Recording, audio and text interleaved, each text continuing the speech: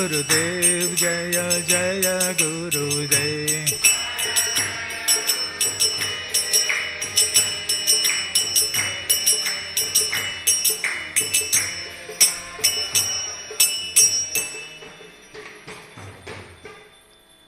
एवं विष्णुपाद परिहंसकाचार्य अष्टोत्तर शत श्रीमद अभय चरणारविंद भक्ति वेदांत स्वामी शीला प्रभुपाद की, इस्कॉन फाउंडर आचार्य शीला प्रभुपाद की, नामाचार्य शीला हरिदास ठाकुर की, निरंतरा श्रीमद् भागवतम की। All glories to the assembled devotees, all glories to the assembled devotees, all glories to the assembled devotees, all glories to Shri Guru and Gauranga, all glories to Jagadguru Srila Prabhupada की जय।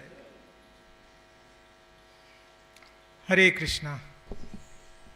So, welcome to the morning Bhagavatam class. Today we are reciting the verse from Canto 4, Chapter 3, titled The Talks Between Lord Shiva and Sati, and the text number 15. Om Namo Bhagavate Vasudevaya. Om Namo Bhagavate Vasudevaya. Om Namo Bhagavate Vasudevaya.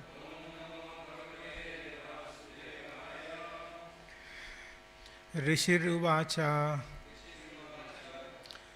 Evam Giritra Priyayadibi Basitaha Pratyabhyadiyata Prasahana Suhrut Priyaya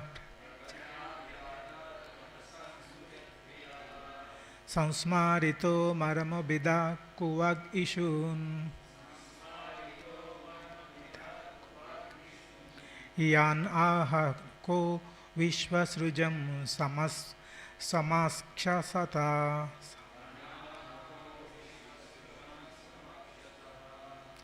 Esrishir Uvacha Evam Giritra Priyayad Vidasitaha Pratyabhya Datta Prahasana Suhrut Priyayaha Samsmarito Marma Bida Kuvag Ishun Yan ahako Vishwasrujam Samakshasata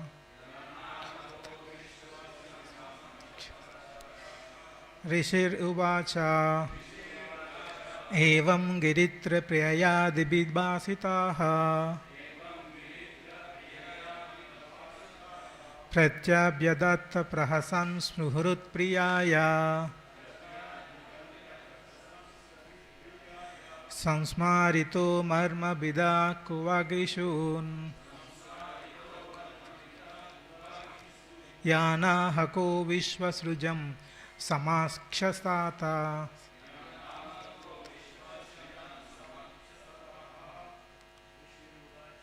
Rishiruvacha Evam Giritra Priyayadibhasitaha Yayadatta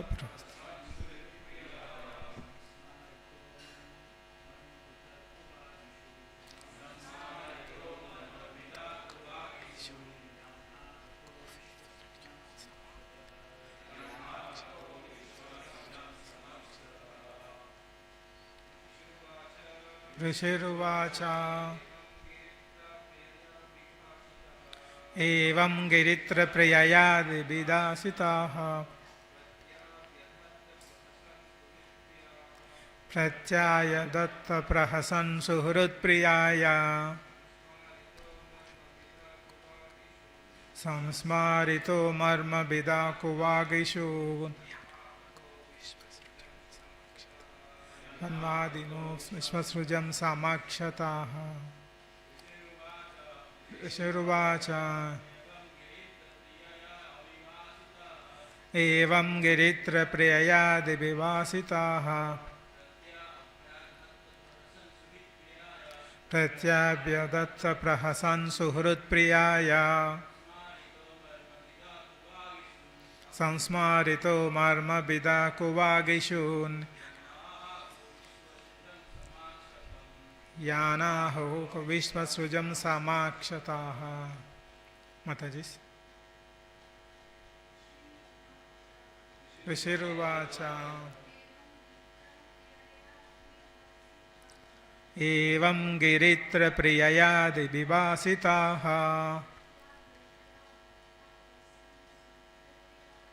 प्रत्याभ्यदत्त प्रहसन् सुहृत्प्रियाय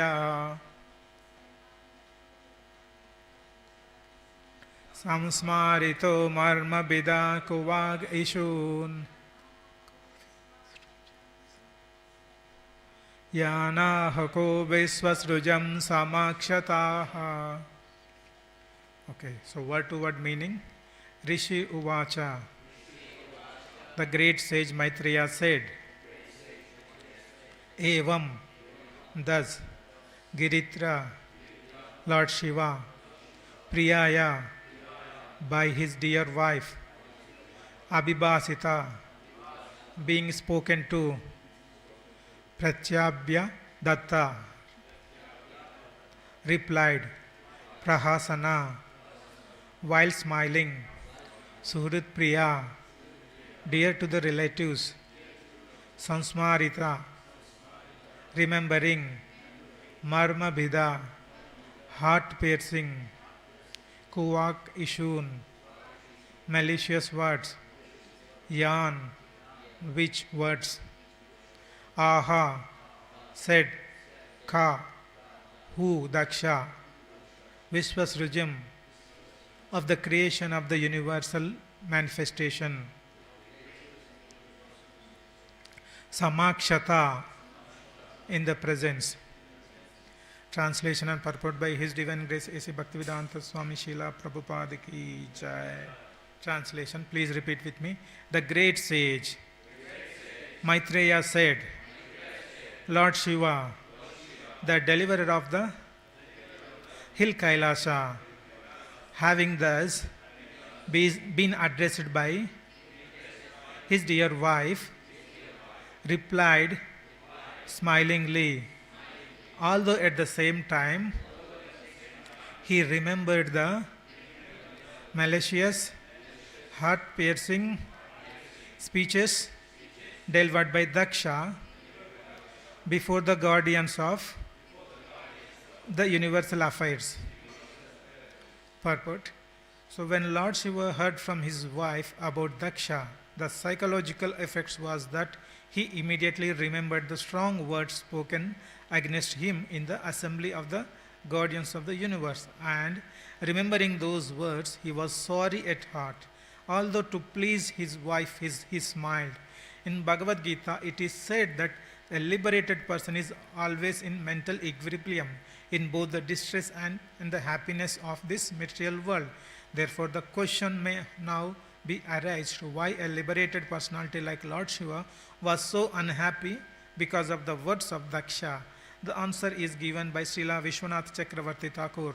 Lord Shiva is Atmaram, or situated in complete self-realization, but because he is in the incarnation in charge of material mode of ignorance, Tamoguna, he is sometimes affected by the pleasure and pain of the material world. The difference between the pleasure and pain of this material world and that of the spiritual world is that in the spiritual world the effect is equally qualitatively absolute. Therefore one may feel sorry in the absolute world, but the manifestation of the so-called pain is always full of bliss. For instance, once Lord Krishna in his childhood was chastised by his mother Yashoda, and Lord Krishna cried, but although he shed tears from his eyes, this is not to be considered a reaction of the mode of ignorance, for the incident was full of transcendental pleasure. When Krishna was playing in so many ways, sometimes it appeared that he caused distress to the gopis, but actually such dealings were full of transcendental bliss. That is the difference between the material and spiritual worlds. The spiritual world, where everything is pure, is pervertly reflected in the material world. in this material world. Since everything in the spiritual world is absolute, in the spiritual varieties of apparent pleasure and pain, there is no perception other than eternal bliss. Whereas in the material world, because everything is contaminated by the modes of material nature, there are feelings of pleasure and pain. Therefore, because Lord Shiva, although a fully self-realized person, was in charge of material mode of ignorance, he felt sorrow. Let's do Mangalacharan. Om Ajnanatimirandasya Jnananjanashalakaya Chakshurunmilitam Yena Tasmai Shri Gurave Namaha Shri Chaitanya Manobishtam Sthapitam Yena Bhutale Swayam Rupa Kada Mahyam Dadati Swapadantikam Vandeham Sri Guru Sri Yuta Padakamalam Sri Gurum Vaishnavamsya Sri Rupam Sagrajatam Sahagana Raghunathanvitam Tam Sajivam Sadvaitam Savadutam Parijana Sahitam Krishna Chaitanya Devam Sri Radha Krishna Padam Sahagana Lalita Sri Vishakanvitamscha He Krishna Karuna Sindhu Dina Bandhu Jagatpate Gopesha Gopika Kanta Radha Kanta Namostute Tapta Kanchana Gaurangi Radhe Vrindavaneshwari Vrishabhanu Sute Devi Pramami Hari Priye Vancha Kalpa Tarubhyascha Krupa Sindhubhya Evacha Patitanam Pavanebhyo Vaishnavebhyo Namo Jai Shri Krishna Chaitanya Prabhu Nityananda Shri Advaita Gadadara Shiva Sadi Gaura Bhakta Runda Hare Krishna Krishna Krishna Hare Hare Hare Rama Rama Rama Hare Hare Hare Krishna Krishna Krishna Hare Hare Hare Rama Rama Rama Hare Hare Hare Krishna Krishna Krishna Hare Hare Hare Rama Rama Rama Hare Hare Krishna. So welcome once again. So we are continuing the discussion, the talks between Lord Shiva and Mother Sati. So let's briefly revise what we discussed till now for the benefit of those who are not there in the previous verses. So this chapter is talks between Lord Shiva and Sati. In the previous chapter, where we saw the Daksha was performing the fire sacrifice, and he has invited all the demigods, Lord Shiva, Brahma, everyone. When Daksha entered the arena of fire sacrifice, everybody stood up, and then but only Shiva was deeply absorbed in the meditation, and he did notice the arrival of Daksha. So Daksha felt he was offended, and he started humiliating Shiva in front of all the demigods and in front of everyone. So then Shiva did not respond, but his followers Nandi, he started cursing Daksha. And not only Daksha, Brahmanas assembled there. And in retaliation, the Bhrigu Muni, who was the associate of the Daksha in the fire sacrifice, he started cursing again. So in the cursing and counter cursing, it was happening between the Daksha and Daksha followers and the Shiva's followers. So by seeing this, Shiva thought there is no point in whatever, there is no point that he can speak and address those people to change their perception. He thought it's of no use. Then he left that arena. And after that, they continued the fire sacrifice for 1,000 years. And then Daksha again started another fire sacrifice. For that, he did not invite anyone. He did not invite Shiva, Lord Shiva, but he invited all other demigods, everyone. So, and then Mother Sati, she got to know this by seeing all the demigods and everyone going through in the sky. She found that, okay, her father is doing big fire sacrifice, and she wanted to attend that fire sacrifice ceremony. So now then Mother Sati went to Shiva, and she was putting various arguments to convince Shiva that, okay, she wanted to attend this fire sacrifice. But Mother Sati already knows that there was a fight between Daksha and the Shiva. And the Shiva, anyway, she knows that Shiva is not happy to go back there again. But she wanted to convince Daksha, Lord Shiva, Mother Sati, to that she wanted to attend the fire sacrifice. So if you see the last few verses, it was mentioned by Mother Sati various arguments in the 8th verse. This is the 15th verse. In the 8th verse of this chapter, Mother Sati was mentioning, "My dear Lord Shiva, your father-in-law is now executing great sacrifices, and all the demigods have been invited by him, or going there. If you desire, we may also go." This is what she was trying to put forward in front of Shiva, that okay, everybody is going, we both also should go there. And then she was saying, continuing, "I think that all my sisters must have gone to this great sacrificial ceremony with their husbands just to see their relatives. I also desire to decorate myself with the ornaments given to me by my father and go there with you to participate in that assembly." So that is how she is requesting Lord Shiva. And then in the subsequent verse, it was mentioned, "My sisters, my mother's sisters, and their husbands and other affectionate relatives must be assembled there. So if I go, I shall be able to see them, and I shall be able to see the flapping flags and the performance of the sacrifice by the great sages. For these reasons, my dear husband, I am very much anxious to go." This is how she was trying to convince Lord Shiva. And if you see that Mother Sati, the family lineage, in the first chapter we've seen, there are so many like the sisters from Devahuti's daughters and the subsequent daughters, so much big lineage is there. So all the great family members are coming there to attend the fire sacrifice. And Mother Sati wanted to use this opportunity to see their family members. And the further few more verses. "O never born, O blue-throated one, not only my relatives, but also other women dressed in nice clothes and decorated with ornaments are going there with their husbands and friends, just to see how their flocks of white airplanes have made the entire sky very beautiful. O best of demigods, how can the body of a daughter remain undisturbed when she hears that some festive event is taking place in her father's house? Even though you may be considering that I have not been invited, there is no harm if one goes to the house of friend, husband, spiritual master, or father without invitation." So she was convincing that even though if they don't invite, it is not wrong if you go to there are certain places she was mentioning. Husband, it is, if one goes to the house of one's friend, husband, spiritual master, and father without invitation, it is acceptable. That is how she is trying to convince. So like this, she was putting so many arguments. And if you see in the Grihastha Ashram, when you see most of these statements, it's almost similar in every family in a current material world, right? So between husband and wife, sometimes husband may want to buy some big car or some luxurious car. She will try to go to the wife, and he will try to convince why I have to buy this big car.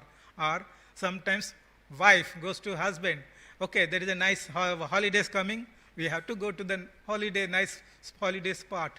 Maybe cheap deals are there, nice accommodation is available. So like this kind of similarities, not exactly, but similar kind of arguments we can see in our day-to-day, modern-day Grihastha life. But the difference is, like if you have to see the Lord Shiva and Mother Sati, they are not ordinary people. Here if you see Lord Shiva is greatest of all the Vaishnavas, Vaishnavanam Yata Shambho. And not only that, Lord Shiva is the Guna incarnation of Supreme Lord.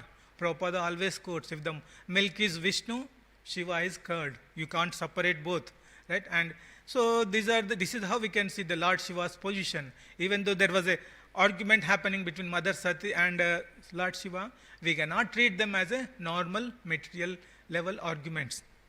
And if you see and Shiva is also completely renounced person. He is not staying in big palace and bungalows and enjoying the life, right? He's staying in crematorium, and he doesn't have proper clothes. So he's completely renounced, if you see. And other side, Sati means chaste wife, chaste woman. So that is the quality of Mother Sati. And if you see, Vishwanath Chakravarti Thakur was commenting about Mother Sati. She is the predominant representation of the external potency of Vishnu. So like that, she is a goddess. Both are not ordinary persons, right? So this is how we don't need to compare these arguments like a material arguments, but understand their position. Keeping their position, we need to understand these arguments. So The next thing, the two important aspects we can derive from this verse. One is the pleasure and pain in the material world, pleasure in spiritual world. That is one important aspect Srila Prabhupada was touching in the purport. And the next one is the qualities of realized soul, Atma Ram. The Shiva is a self-realized person and he is Atma Ram, right? We can also see what are the qualities of the self-realized person. If you see, the first one is the spiritual happiness and the material happiness, the difference between the spiritual happiness and material happiness. So if you see the spiritual happiness, one example, we can take, say, Mother Sati's example. We don't discuss in detail, but I will briefly touch in the subsequent chapters. In the 4th chapter, again, we see.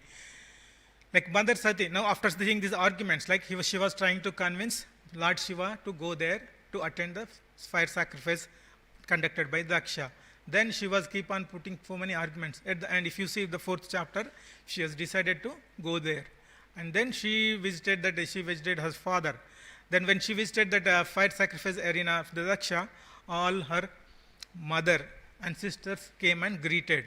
But her father Daksha did not welcome. And she understood that that the Daksha's feeling intentions. She realized then she started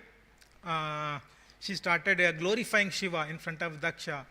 She knows that Daksha is trying to insult or humiliate Shiva, and she started glorifying Shiva. There were many verses in 4th chapter, and we will go through that, but she started glorifying Shiva.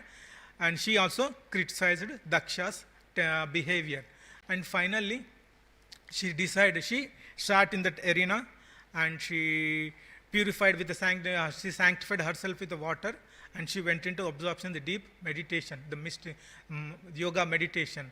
And she completely focused on the lotus feet of Lord Shiva, because Shiva is her husband. So completely, and he is a great Vaishnava as well. So she completely absorbed in the lotus feet of Lord Shiva, and then with the mystic yogic power, she completely forgot all the material. Her body, she came out of bodily conception. She was not bothered what is happening to her body. With her deep meditation, the fire is generated, and in that fire, Mother Sati burned into ashes. Like when we see this incident, but Mother Sati was deeply in the meditation. But when we see this incident in the normal material contamination, with the material mindset, which we see, what we feel, okay, the Mother Sati had a painful death, right? That's what because she burned into ashes. That is how we see when in the material context, when we see our material senses. But what was the position of Mother Sati at that moment? She was completely absorbed in the meditation of Lord Shiva. And she completely forgot about her body. She did not bother, because when her body burned into ashes, the fire, she was not getting any disturbance because of fire.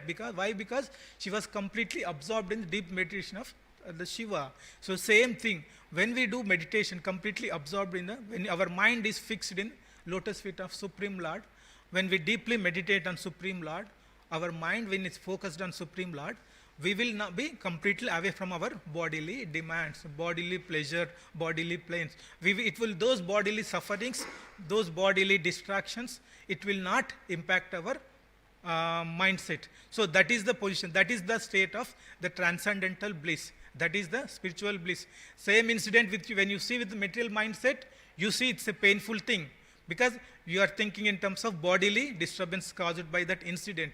But when you see Mother Sati, she was completely absorbed in the Shiva's lotus feet. Same way, any devotees, they will be completely, when you absorbed in completely, whatever disturbance happening to your body, it will not impact. So that state is a transcendental bliss, the spiritual bliss. So if you see, whereas in contrary, in the material world, we have happy and distress, pleasure and pain, heat and cold. This duality is there in the material world. But in the spiritual world, there is no such duality. Everything is absolute. Everything, it's only absolute level. If you see in the Bhagavad Gita, we know, right, the spirit soul is having the quality, Sat, Chit, Ananda. But spirit soul is, and the quality was same, but the quantity is different between the spirit soul and super soul. The Sat, Chit, Ananda. Sat is eternal, Chit is full of knowledge, bliss is ananda. The same bliss, when you deeply meditate in the Supreme Lord, when you focus your mind, the Mother Sati we can see, she is in the same transcendental bliss. There is no pain, anything. This is what transcendental bliss, the pleasure we can understand.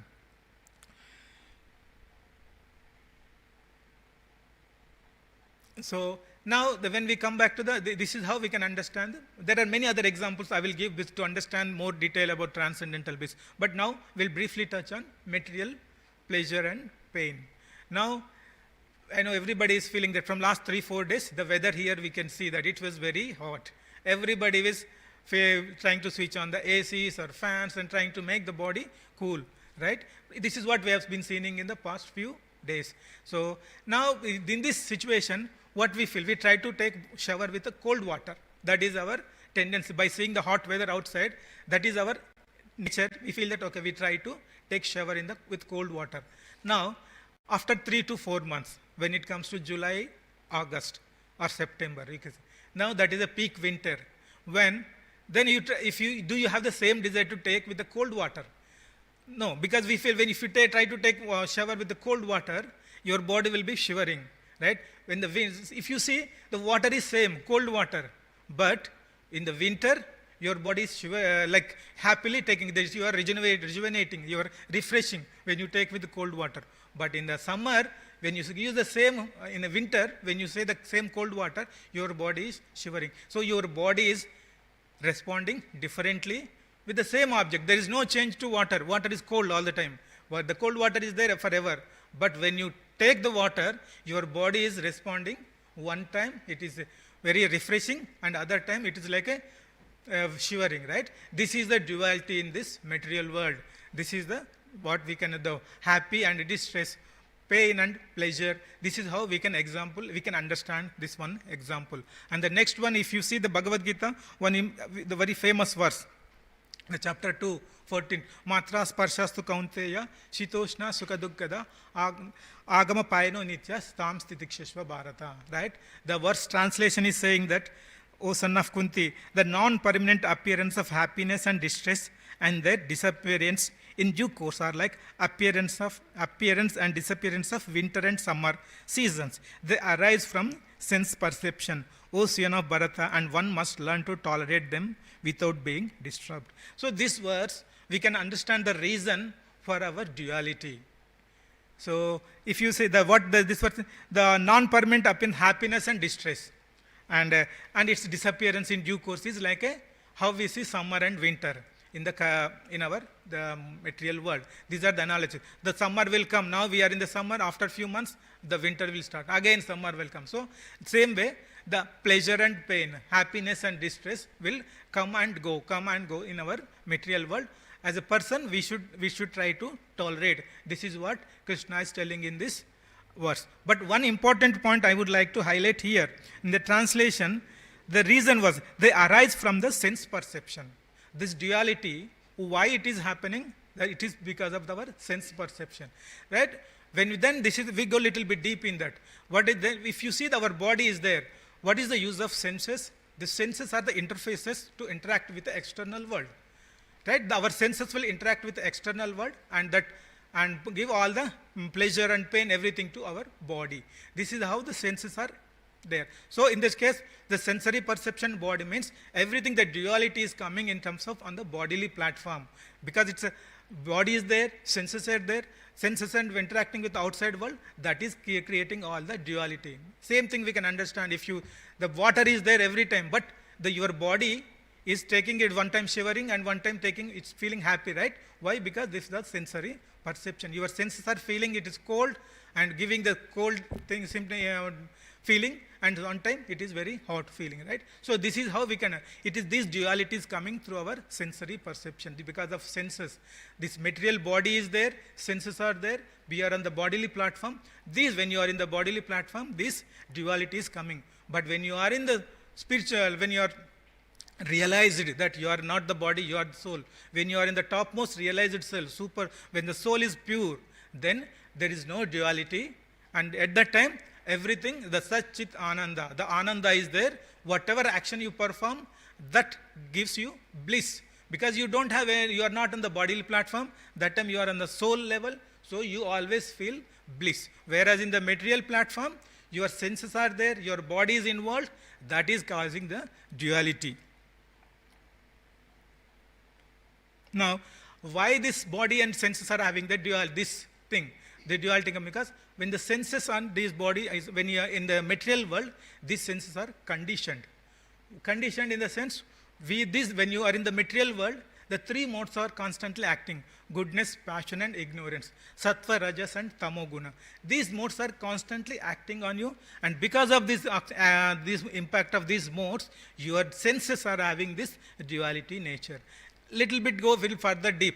Why how these senses are like how the senses are impacting our consciousness. Like before, if you go a little bit further down deep, like we were in the spiritual world when we were in the initially, before coming to material world, we all were there in the spiritual world. And as we may discuss Sat Chit Ananda, we were always in the blissful state of in the spiritual world. But when we got a momentarily desire to enjoy separately from Krishna, and then Krishna wanted to, okay, Krishna gave sanctioned the desire. But you cannot enjoy in the spiritual world, because in the spiritual world, you are in the transcendental bliss, you always wanted to serve Krishna. There is no way you can enjoy separately from Krishna. That was your consciousness. So, Krishna will send you, create a separate place. That is where material world. So, when it created the material world, like one other example we can see, in our current modern day world, wherever you go, like if any parties are happening or any big events are happening, there will be a dress code, right? You have to go with a particular dress code, the formal dress or something. They will put some dress code. Everyone has to go with proper dress code, and you have to go. Then only they will allow inside, right? So that is what. If you don't have a proper dress code, they will not allow. Even if you, I remember sometime SCG, there was one match was happening, and my son wanted to go there. He got some pass. And when we went there, he was trying to go there. Then they told, that is a club member's pass. You need to have a formal dress. You can't come inside, right? So this is where everywhere you will have a dress code to particular. Same way, like if you have to enjoy separately from Krishna, you have to be, because in spiritual world, your consciousness fully surrendered to Krishna. With that consciousness, you cannot enjoy. So Krishna created this material world. When he created a material world, there also the soul will have a dress code. What is the dress code? These three modes. You will be wearing three modes in your body: goodness, passion, and ignorance. And this soul is conditioned by this dress code, these three modes, and it is constantly working on the soul. Then the soul is conditioned, then changed. Like if you see nature of like any sugar, the sugar atom inherent qualities taste sweet. Take salt. Any item salt, like the salt, it will be salty, right? Similarly, soul's default nature is it will be blissful. But when it is contaminated, see, like if the sugar you mix with so much spices like chili powder, then taste will change, right? Similarly, the spirit soul, the pure consciousness soul, entered with the dress code of goodness, passion, and ignorance, then it has polluted. That because of that pollution nature, then the body is getting the different feelings. This is how the duality is coming in our day-to-day life. Though ultimately, what is the thing? We know from the previous chapters from the Kapila, Devahuti and Kapila, Lord Kapila was mentioning, right? To come out of this material bondage, we need to do the devotional service. When we do the devotional service in this material world, then we can regain our pure consciousness. When we get pure consciousness, we will be in the transcendental bliss. Like, I think one more important point I would like to touch here. Like when we say that transcendental bliss, it's not that when you go to spiritual world, then only you will be able to get that. It's not. In this material world, when you get the pure consciousness, like when you're, like we do the bhakti, right, from Shraddha to Bhava and Prema, right? When you reach the topmost stage, you will be getting that transcendental bliss. Example, we can see Srila Prabhupada, all our great acharyas, they are Nitya Siddhas. They don't need to follow all these things to become purified. They are always pure. Their consciousness is pure. Whatever the activity they do, they will be getting the transcendental bliss. But for us, when we need to go to the purification process, because these modes are working continuously, and because of that our consciousness is diluted, polluted, and because of that we have to take the devotional service, and when we take the devotional service, it will purify our consciousness, then we can get the transcendental bliss. This is how we can understand the material pleasure and pain, transcendental bliss. Now the another important point is qualities of the realized soul. In the purport also it was mentioning, in the Bhagavad Gita was mentioning about the qualities of the realized soul. In the second chapter there are multiple verses. I think in Bhagavad Gita multiple places, but in the second chapter there are a set of sequence of verses where we can see the qualities of self-realized person, and we can see Shiva is exhibiting each of those qualities, how we can. So one of the qualities, like in the he is not bothered by bodily changes or death, because he is not on the bodily platform, but he is on the transcendental platform. Like example verse is, the verse mentioned is, Dehinosmin yata dehi kaumaram yavanam jara tata dehantara praptis dhiras tattva namuhyate. So the sober person, he will not be bewildered when the bodily changes are happening.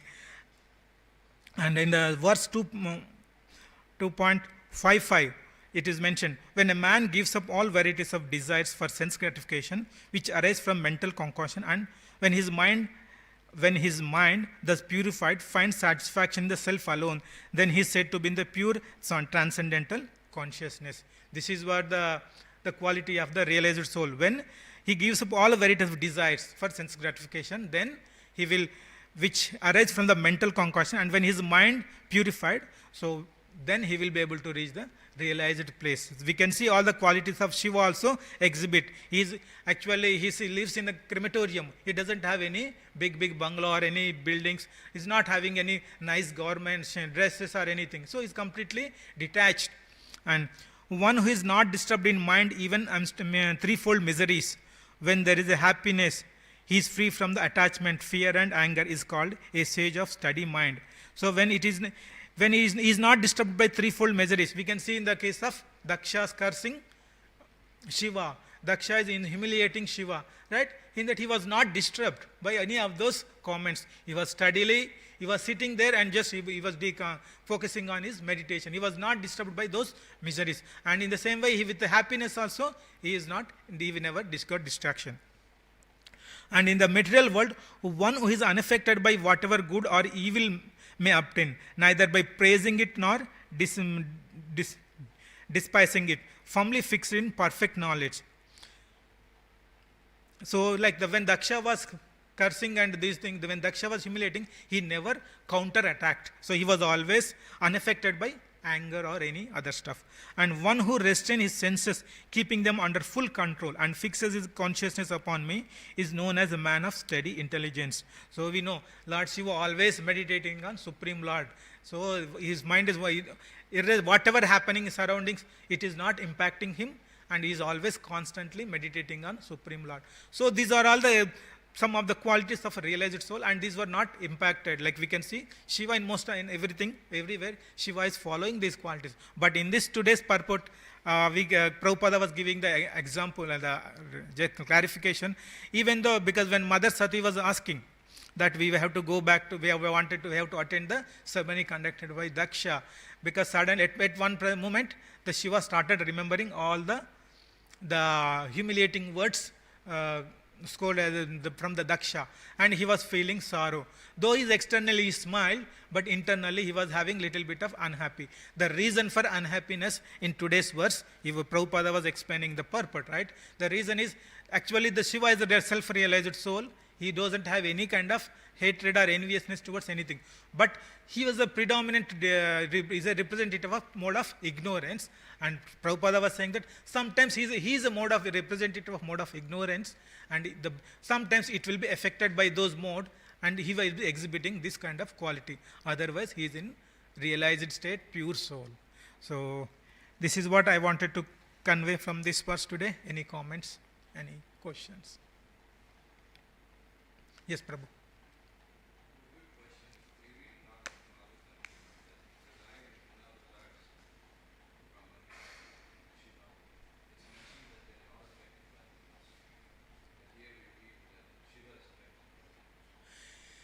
So that's what in Prabhupada is clarifying in ideal case, but it's sometimes he'd get affected because he's in the interacting with the modes. So that was in sometimes it is in general, that is a standard rule. In general, it is, but in this case, he was giving the example that he was impacted by the mood. Sometimes, because he's constantly interacting, it affects sometimes. That is the reason he was having that unhappiness.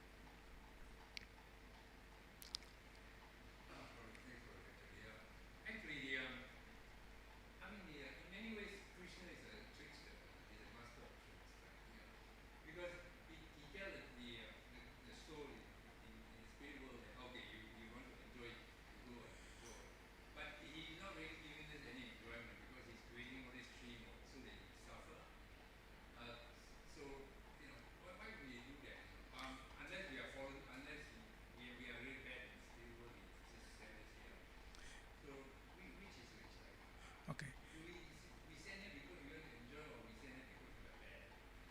Yeah, so your question is Shiva, sorry, Krishna sent us to enjoy this material world, but in the material world is not full of enjoyment, it is full of miseries, right? Dukkhalayam ashvashvatam.